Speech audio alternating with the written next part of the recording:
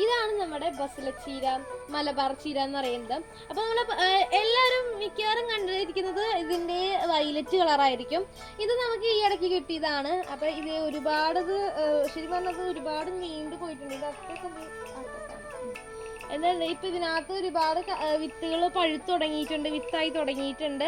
അതേപോലെ നമുക്ക് നമ്മുടെ സാധാരണ വയലറ്റിനേക്കാളും കുറച്ചുകൂടി ഇതിന് ഇലയ്ക്ക് കുറച്ചുകൂടി കട്ടി കൂടുതലാണ്. ഇതിൻ്റെ തണ്ടിന് ഭയങ്കര കട്ടിയാണ് കേട്ടോ. ഇപ്പം ചെറുതായിട്ട് മുളച്ച് പറഞ്ഞ ഏതൊരു തണ്ടായാലും നല്ല കട്ടിയാണ്. അതേപോലെ തന്നെ ഇലയ്ക്ക് നല്ല വലിപ്പമുണ്ട്. പിന്നെ നല്ല രീതിയിൽ പച്ച കളറാട്ടോ.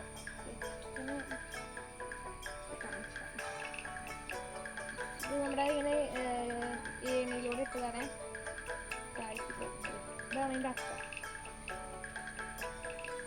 ഇതിന്റെ ഇല എന്ന് പറയുന്നത് നമുക്ക് ബജ്ജിയൊക്കെ ഉണ്ടാക്കാൻ നല്ല അടിപൊളി സാധനമാണ്. അതേപോലെ തന്നെ നമ്മുടെ അതിന്റെ ബസ്സല്ല മറ്റേതിനേക്കാൾ ഒരുപാട് കട്ടി കൂടുതലായി ഇതിന്റെ തണ്ട് എന്ന് പറയുന്നത്. ഇതിന്റെ പകുതി ഒക്കെ ഉണ്ടാവുള്ളൂ നമ്മൾ സാധാരണ വയലറ്റിന്റെ കളർ വയലറ്റ് ബസലച്ചീരക്ക്.